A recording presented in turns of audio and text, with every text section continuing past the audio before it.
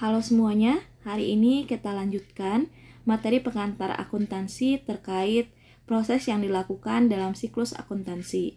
Minggu lalu kita telah belajar tahapan pengidentifikasian dan pencatatan, di mana transaksi dicatat di jurnal umum. Selanjutnya, tahap yang kita lakukan adalah memposting ke buku besar atau ledger. Nah, buku besar ini kita lakukan untuk melihat gambaran saldo setiap akunnya. Kalau di jurnal mungkin kita belum bisa lihat ya, saldo kas itu pada akhirnya berapa gitu setelah transaksi. Yang kita ketahui hanya per transaksinya saja. Nah, di buku besar kita bisa melihat nanti di bulan tersebut, di periode tersebut, berapa sih saldo kas yang tercantum gitu ya, di saldo akhirnya itu berapa. Kemudian piutang berapa, perlengkapan berapa, dan seterusnya. Nah, ini diinput dari jurnal umum yang telah kita catat berdasarkan transaksi yang terjadi. Kita langsung saja aplikasikan memposting ke buku besar. Di sini saya sudah memasukkan nama-nama akunnya ya, sesuai dengan urutan aset lancar terlebih dahulu, kemudian setelah itu barulah aktiva tetap, setelah itu liabilitas, akun ekuitas, kalau ada free float berarti ditulis ya, kemudian pendapatan dan juga beban yang terakhir ya. Nah, alangkah lebih baiknya memang kita mencatat secara berurutan seperti ini. Kalau kita sudah mengetahui urutan atau daftar akun atau rekening yang sudah ada di perusahaannya. Namun kalau misalnya kalian memang masih mengerjakan latihan soal seperti ini dan soalnya tidak lengkap, seperti contoh kasus yang ini sebetulnya belum saya beri daftar akunnya ya, daftar rekeningnya belum ada. Maka kalian boleh memposting buku besar berdasarkan transaksi yang ada. Misalnya di jurnal ini urutannya ada kas, kemudian piutang, perlengkapan. Ini kebetulan masih aset lancar ya. Nah, sebetulnya masih ada aset lancar lain kan? Setelah perlengkapan itu ada sewa dibayar di muka. Namun karena misalnya kalian mengikuti urutan transaksi, maka boleh-boleh saja. Kalian misalnya memasukkan dulu mesin cetak, setelah itu modal. Boleh ya kalau misalnya memang kesulitan untuk mengurutkan transaksi ini. Kecuali kalau dalam contoh kasusnya sudah disebutkan daftar rekening perusahaannya itu apa saja. Nah, kalian mudah tinggal memasukkan ke buku besar berdasarkan urutan akunnya atau urutan rekeningnya ya. Nah, langsung saja kita lihat di jurnal umum pertanggal 1 April itu ada transaksi kas ya sebesar 290.000. Maka kita input di sini tanggal 1 April sebesar uraiannya boleh kita katakan misalnya karena kas itu dikeluarkan untuk modal awal, maka kita tulis modal awal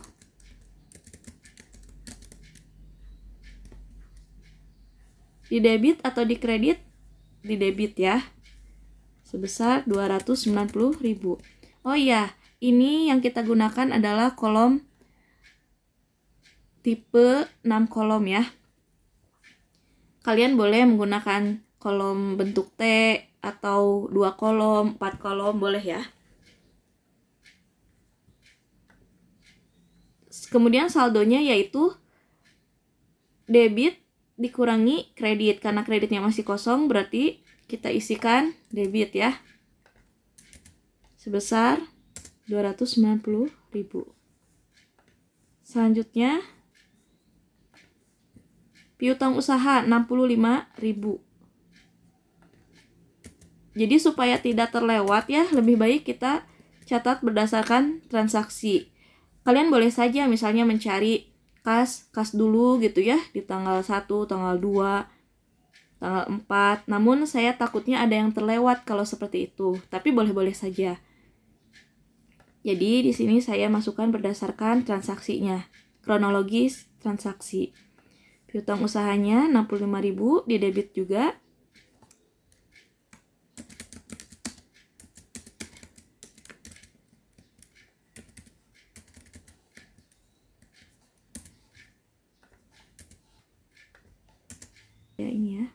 125.000. Kemudian perlengkapan 125.000.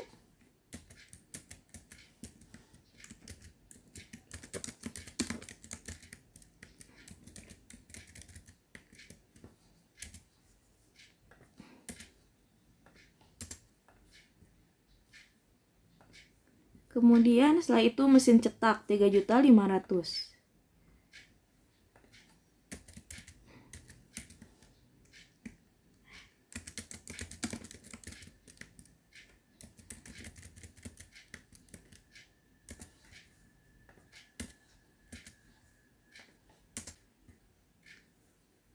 Masih ada lagi, yaitu sisi kreditnya berupa modal ya. Totalnya 3.980.000.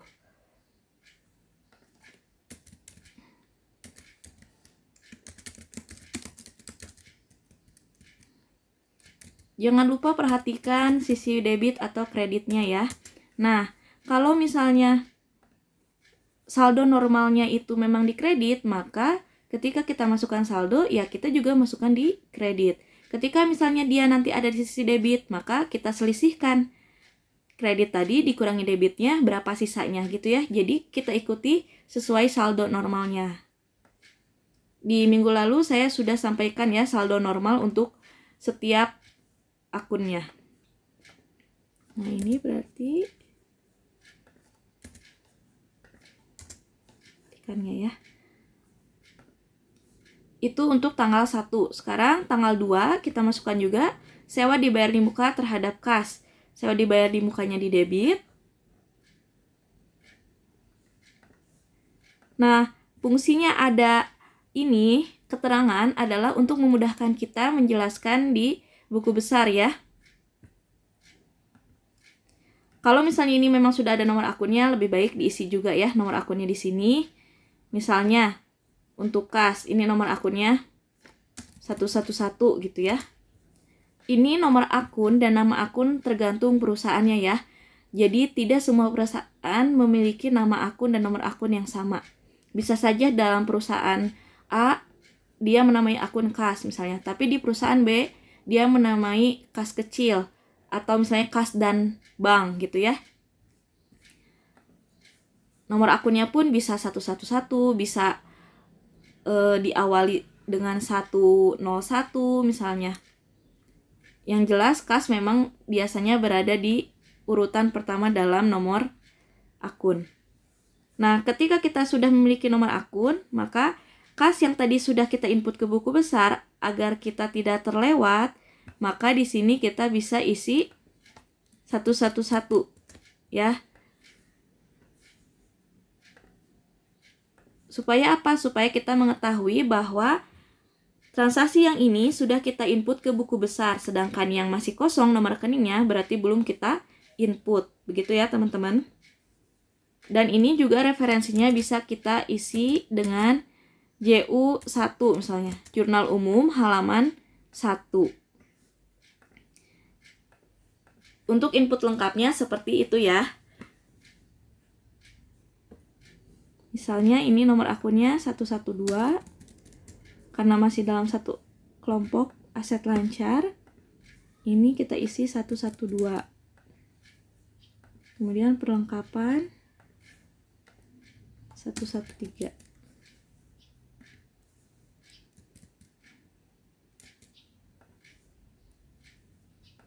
Nah, mesin cetak sudah beda nomor akun ya. Dia masih aset nomor 1. Kemudian asetnya sudah bukan aset lancar lagi, tetapi aset tetap. Maka kita bisa beri nomor 2 ya. Kemudian seperti ini. Maka kita dapat akunnya 121.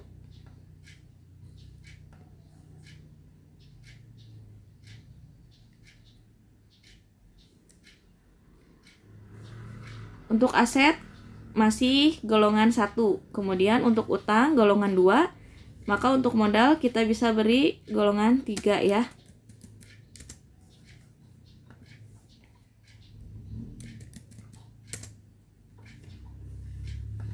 Nah, selanjutnya transaksi tanggal 2, sewa dibayar di muka. Pembayaran sewa gedung 3 bulan.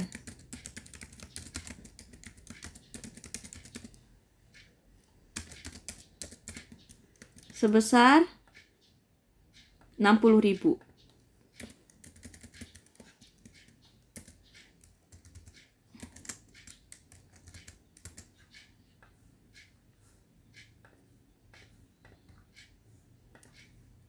Sisi kreditnya kas ya, karena kita membayar sewa maka kas yang keluar. Berarti ini juga bisa kita masukkan sewa gedung sebesar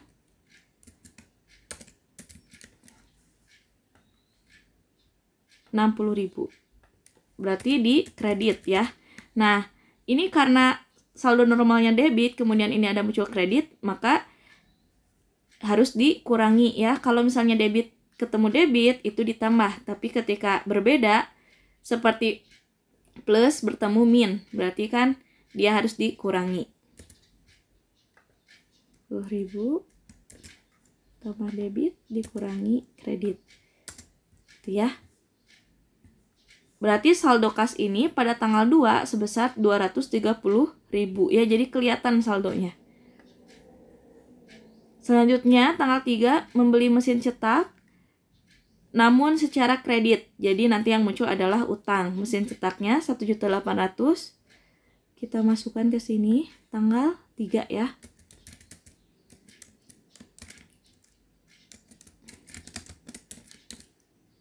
Pembelian supaya lebih jelas, pembelian mesin cetak sebesar 1.800.000 ya.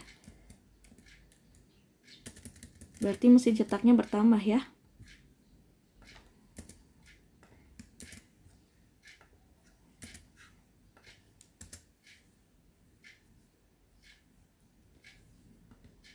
Kemudian utang juga bertambah di kredit. Utang bertambah di kredit. Pembelian mesin cetak sebesar 1.800.000.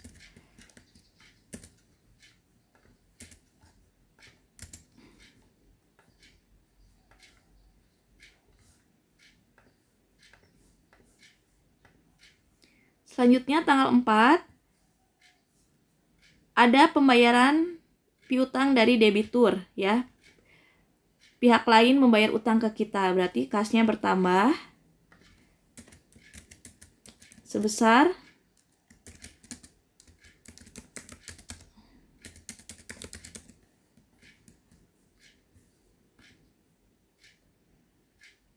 50.000.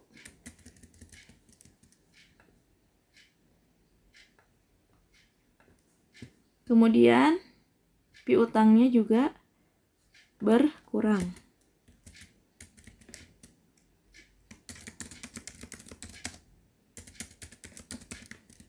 sebesar 50.000 juga ya. Akhirnya terlihat sisanya bahwa utangnya itu tinggal 10.000 ya. 15.000 maaf. 15.000. Kemudian tanggal 6 ada biaya iklan. Biaya iklan kita masukkan juga.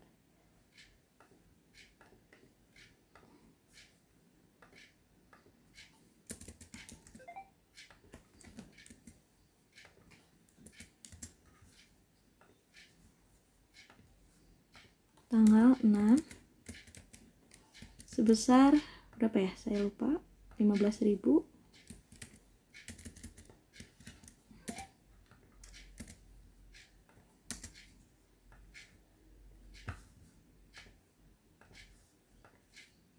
Dibayarnya secara tunai ya. Maka yang muncul adalah kas.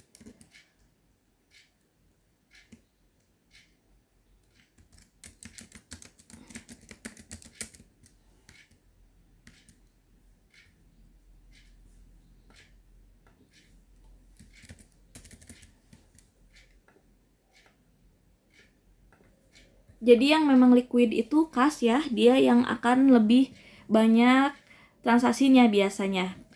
Masuk dan keluarnya itu pasti lebih sering yang kas ya. Kemudian tanggal 10 membayar utang kepada PT Merpati. Berarti utang usahanya bertambah ya. Tanggal 10.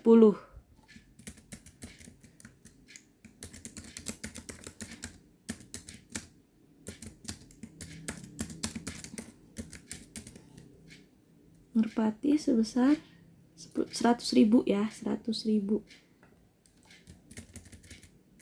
Debit kreditnya kita ikuti saja sesuai dengan yang ada di jurnal ya. 100.000, kasnya juga 100.000. Nanti ini tambah ini dikurangin debit. Prinsipnya sama ya. Ketika ini kredit saldonya, di sini debit, maka yang dihitung adalah selisihnya. Nah, 10 April ini kita masukkan kas. Kasnya sebesar 100.000 juga.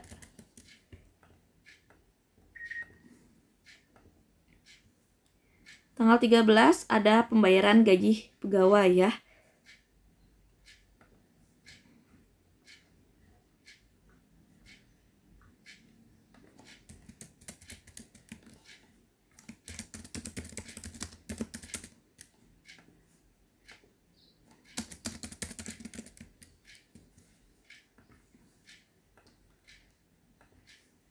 Sebesar 10.000.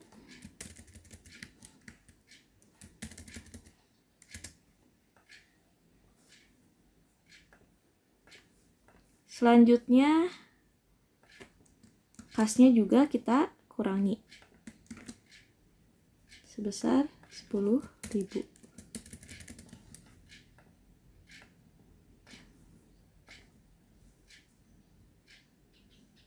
Tanggal 16 ada pendapatan jasa ya, otomatis kasnya bertambah sebesar 900.000.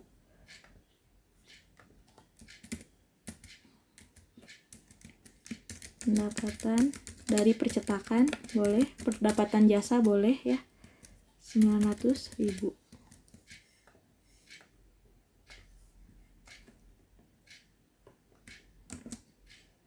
Di pendapatan jasanya juga kita masukkan sebesar 900.000.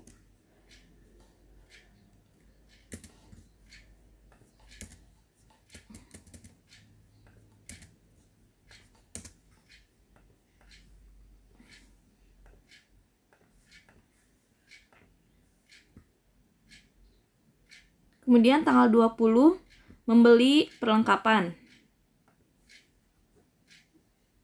Perlengkapannya bertambah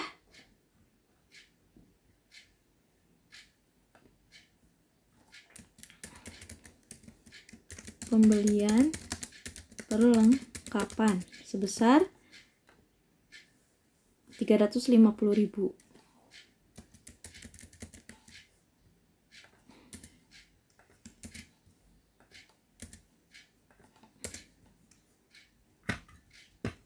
Ini juga berkurang di kas ya, karena membelinya memang tunai.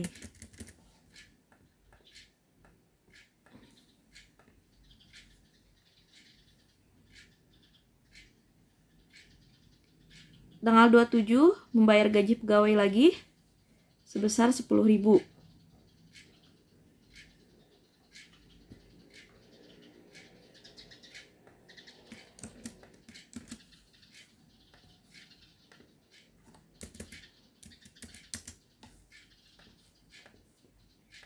Sama ya.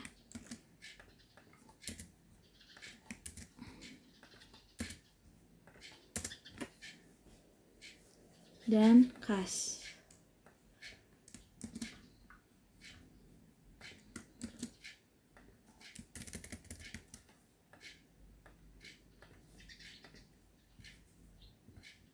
Biaya telepon terhadap kas, ada pembayaran biaya telepon ya bulan ini sebesar 20.000. Maka kita masukkan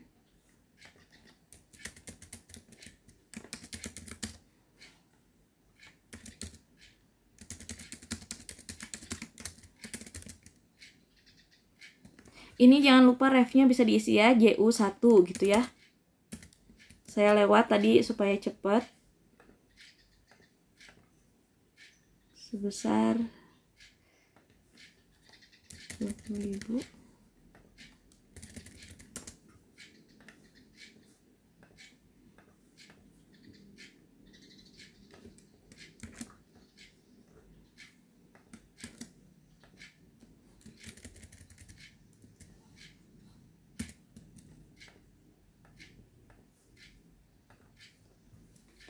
Masih ada lagi di tanggal 30 pendapatan ya, sebesar 850.000. Tanggal 30 pendapatan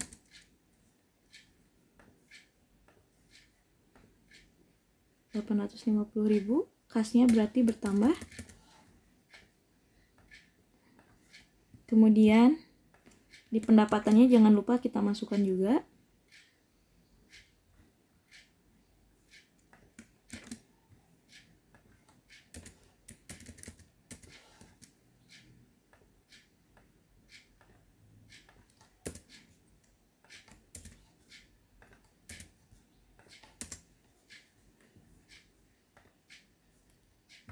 Selanjutnya ada pendapatan jasa namun dibayarnya secara kredit. Maka piutang yang bertambah sebesar 500.000.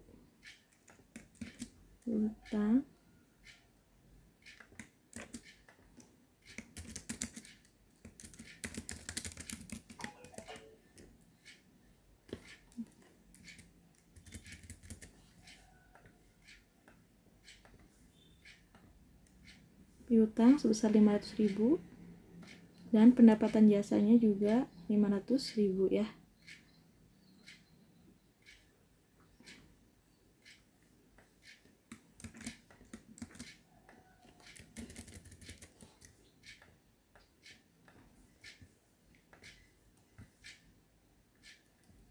Ada biaya listrik sebesar 10.000.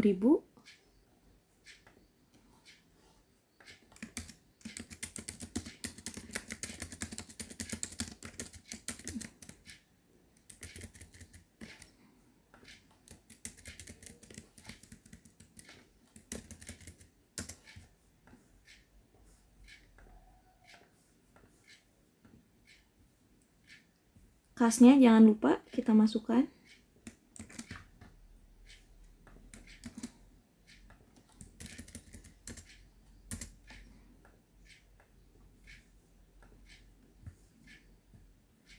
Kemudian ada Thrive ya, sebesar 50.000.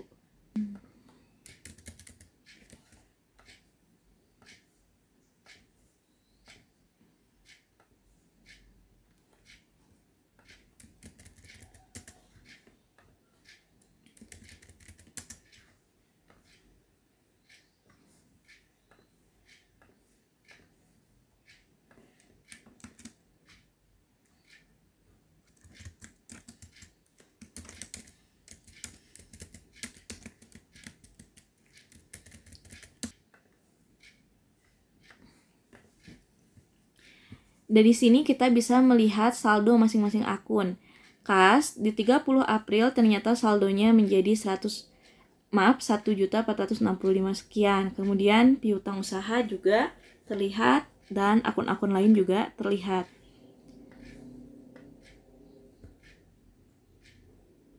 Seperti ini ya teman-teman. Nah, dari buku besar ini selanjutnya kita membuat yang namanya neraca saldo.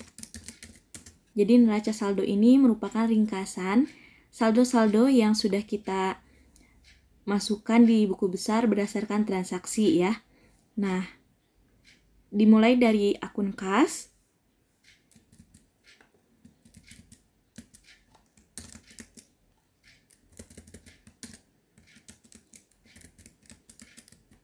Sebesar ini, saldonya adalah yang terakhir ya, transaksi yang paling akhir. Berarti saldo kas sebesar 1.465.000. Kemudian piutang usaha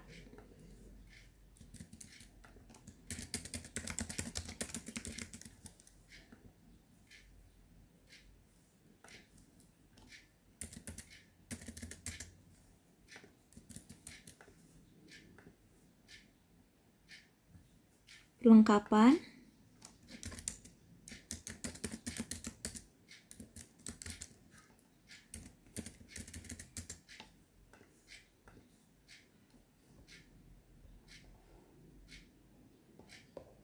Sewa dibayar di muka.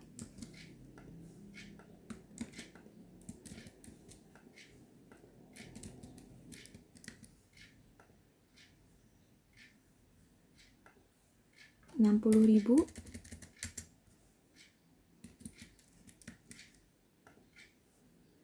Oh, sudah habis ya, maaf. 121. Mesin cetak.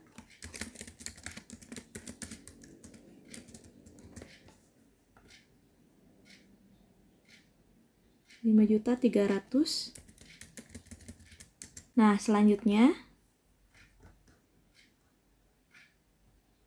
utang usaha.